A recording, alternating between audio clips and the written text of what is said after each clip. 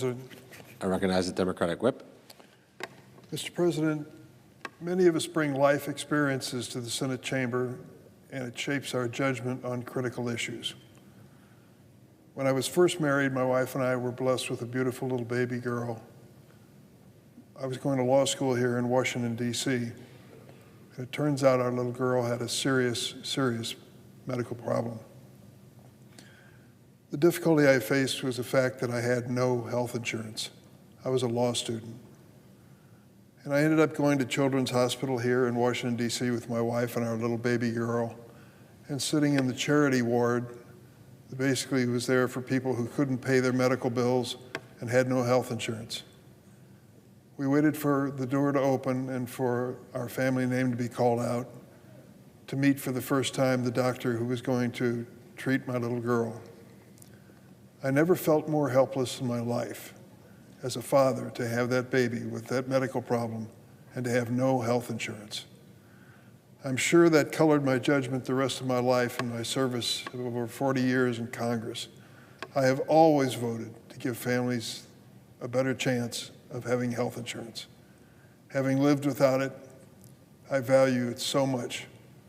It's been a major part of my feelings about health care and about the role of Congress. And so then 15 years ago, when President Obama, my former colleague from Illinois, was President of the United States and set out to achieve something that had never been done in the United States, to dramatically expand the coverage of health insurance to families that otherwise wouldn't qualify law or couldn't afford it. I worked hard to pass that bill. It took us a long time and a lot of effort. I was whip of the Senate Democrats at that point, and I used to go to Harry Reid's office several times a day to talk about the next step in passing the Affordable Care Act. The day finally came, and I won't dwell on the minutia or the details of how we reached it, but we did. Unfortunately, throughout that process, we never had one Republican vote of support, ever. We were fortunate to have 60 Democrats at the right moment politically to pass a bill in the United States Senate. I was sorry that the Republicans didn't join us in this effort. They could have made a better bill out of it, I'm sure of it, if they would have joined us, but they decided not to. And so for the last 15 years, the Affordable Care Act has offered to millions of Americans health insurance coverage, which was unthinkable before it passed. Let me give you a couple examples. There was a time when health insurance plans in the United States before the Affordable Care Act didn't cover mental health issues or addiction issues. You think to yourself, well, those are serious issues. They affect people's health. Why wouldn't they cover it? Because they're expensive, and they didn't want them.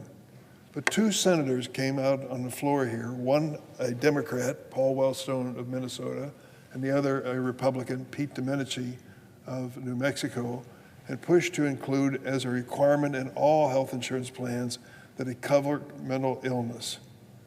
I supported that. My family, like most families, has a story to tell when it comes to mental illness. And I viewed it as an issue of health, not an issue of a curse that a person has to try to outlive. So we included it, and thank goodness we did. Not only did mental illness have health insurance coverage, but the addiction problem did as well. Just at the time we entered into the opioid addiction, which swamped the United States and needed this kind of a response in Congress. That was one thing. The second thing, before the Affordable Care Act, if you had any history of any illness, coverage would be excluded for that illness when you got your health insurance plan. So most plans were worthless for people who came into the market looking for health care coverage if they had any history whatsoever. That was eliminated, and I'm glad it was. We also extended health insurance coverage for children of families to age 26. The belief was simple. When your child, your son or your daughter graduates college and starts looking for a job, they may not have luck at the outset and may not have a full-time job when they finally do find employment. And they probably, in those days, had no health insurance offered to them as part-time employees. So we let young people stay under their family health insurance plan until they reach the age of 26. Those are the types of things that have been decried by many Republicans as socialism, too much government, too much regulation. But it meant that the health insurance market was actually worth something to families who otherwise were excluded from it or found it too expensive. As I said, we passed that major legislation 15 years ago, roughly 15 years ago, at a time when not a single Republican would support it. Now we're back into a period, and I listened closely to the Republican leader this morning, where we're asking, what are we going to do moving forward? Here's the problem. For those people who had limited income, health insurance was beyond their reach. And so we offered a tax break, a tax credit for people to help pay their health insurance premiums. Otherwise, they were too expensive. That health insurance tax credit helped millions of American families afford health insurance, and we moved forward. But there came a time when the Republicans had a chance, and with their own majority, to address the Affordable Care Act, and they started eliminating that health insurance credit. As a consequence, many families, 24 million, we believe, nationwide, face the prospect that their health insurance premiums are going to be too high, increase dramatically beyond their reaches and family income. And that's exactly what's happening. Families across America who qualify for the Affordable Care Act, health insurance tax credit, are learning that their health insurance premiums are going up dramatically. I received letters and contacts from people in Illinois, which I'll put in the record in just a moment here. But Senator Thune, who is a friend, and the Republican leader of the Senate came to the floor this morning and pointed to two areas that he thinks need to be changed in the Affordable Care Act. One of them is whether your income level should be taken into consideration for the tax credit, and I believe it should, and he does too, I think. I don't want to put words in his mouth, but that's what I understood him to say this morning.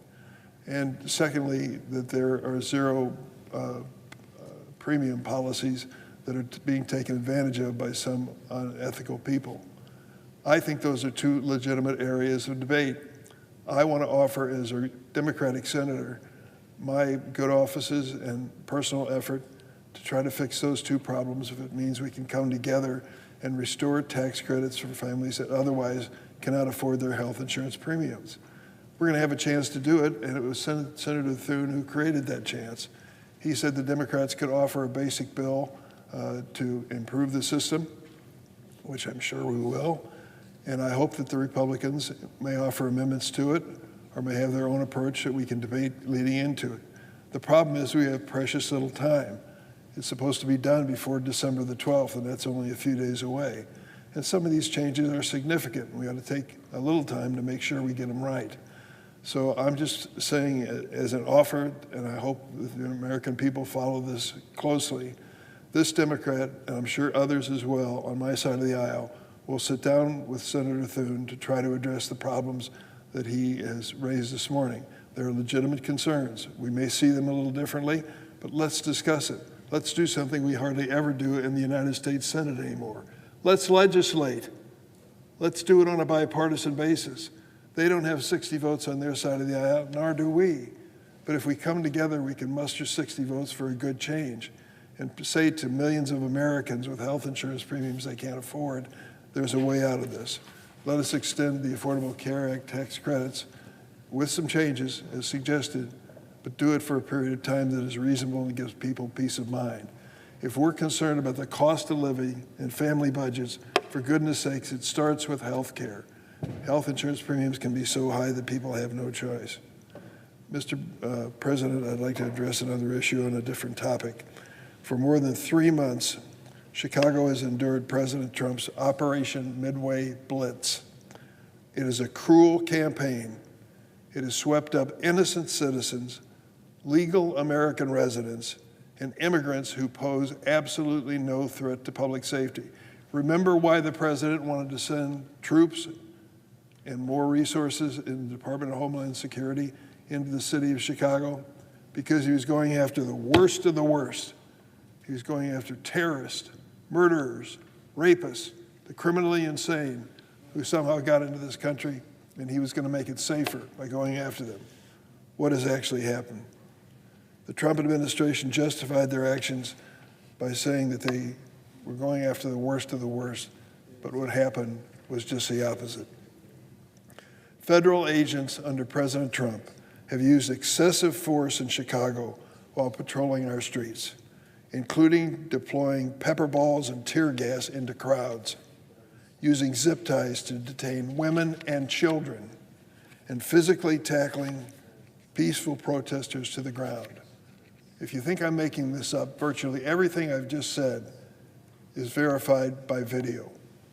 In a hearing challenging the treatment of press and protesters by federal immigration agents, U.S. District Judge Sarah Ellis said, and I quote, "The use of force shocks the conscience, and this conduct shows no sign of stopping," said the federal judge.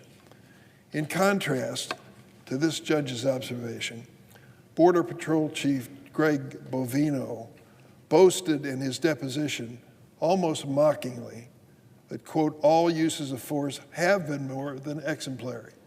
Well, I will just tell you, Mr. Bovino, look at the videotape. To rein in the lawlessness, Judge Ellis issued a preliminary injunction restricting the agent's use of chemical agents against protesters. Outside of a Lutheran church in Albany Park several weeks ago, after an 11 o'clock service broke up at about noon, the parishioners were leaving the church. The ICE agents were waiting on the sidewalk and dropped a tear gas canister in front of the church. The whistles were going off, and eventually ICE agents left. But do you think would-be terrorists were at that Lutheran service? I don't think so. It was harassment in that neighborhood. Judge Ellis issued a finding, a 233-page opinion, explaining her ruling and examining specific instances of federal immigration agents' use of excessive force. While the Seventh Circuit Court of Appeals has temporarily paused that injunction, which she issued, while it considers the government's appeal, the court noted that Judge Ellis has, quote, "developed voluminous, robust factual findings of wrongdoing by these agents." And though some courts have acted as a critical guard against President's lawlessness, those rulings don't change the fact that the Trump administration's militarized raids are dangerous political theater meant to spread fear and advance an anti-immigrant agenda. After wreaking havoc in Illinois and now Charlotte, reports indicate the city of New Orleans is Greg Bovino's next target. So I asked my Republican colleagues, what if this Midway Blitz comes to your state, your hometown? What's stopping the president from sowing fear there, conducting lawless raids in your cities? It's up to all of us to denounce this kind of conduct. Just incidentally, they did a survey of the 600 of the people who've been arrested in Chicago on Midway Blitz going after the worst of the worst criminals. What percentage of those 600 do you think actually had any kind of criminal record that was serious? 2%. 16 of them. 16 people out of 600. Millions of dollars being spent to terrorize innocent people and to wreck these communities and their economies. And it turns out the return rate was 2%. 16 would-be criminals who are being brought to justice at the expense of our community. Mr. President, on a separate subject, just a few weeks that Affordable Care Act's enhanced premium tax credits are set to expire. We have precious little time to act. That means on January 1st of next year, millions of Americans will see their health insurance costs skyrocket, and some will have to drop health insurance coverage completely because they just can't afford the premiums. Will they get sick? You bet. Will they go to the hospital? Many will. Will they get treated? Yes. Will they be able to pay their bills with their health insurance premiums? Unfortunately not if they drop coverage. That includes my constituent Jess, a hairstylist in Chicago, who was diagnosed with breast cancer last year. Jess said that if the tax credits go away as they're supposed to on January 1st, she'll be forced to pay more for health care and will have to make, quote, a lifestyle change to pay the difference, potentially working more shifts. She also worries about a lapse in coverage if the price increase forces her to switch plans. Any gap in coverage could jeopardize her life-saving cancer treatment. How would you like to have that hanging over your head? The premiums of your health insurance plan go through the roof, and you need constant coverage because of a diagnosis of breast cancer. No American family should face that. Here's the good news, though. We can make a difference here in the Senate. We can stop Americans like Jess from falling off this looming healthcare cliff. As part of the bipartisan agreement to end the longest government shutdown in American history, Leader Thune, who was on the floor this morning, gave me his word, and I accept it, that he will hold a vote in this chamber on extending these subsidies to Jess and others who desperately need help. Last week, reports emerged from the White House about plans to release a proposal that would extend these subsidies for 2 years. The president was supposedly supporting that. Imagine my surprise after trying to cut or repeal the Affordable Care Act more than 70 times after he promised on the campaign trail that he had, quote, concepts of a plan, whatever the heck that is. Finally, we were to see the details of the Republican health agenda for America. But congressional Republicans jumped all over the White House and told the president he couldn't do it. They threw cold water on the idea of the president cooperating with the Democrats to solve this problem. Now, the president's been tough to pin down on this subject, and Republicans know that they have a losing hand because they have no plan. So far, their signature accomplishment is a law that will kick 11 million Americans off of Medicaid and threatens to shutter rural hospitals in my state and others. It is my hope that the president and Republicans will come to the table and negotiate in good faith in the few days that remain in December of session.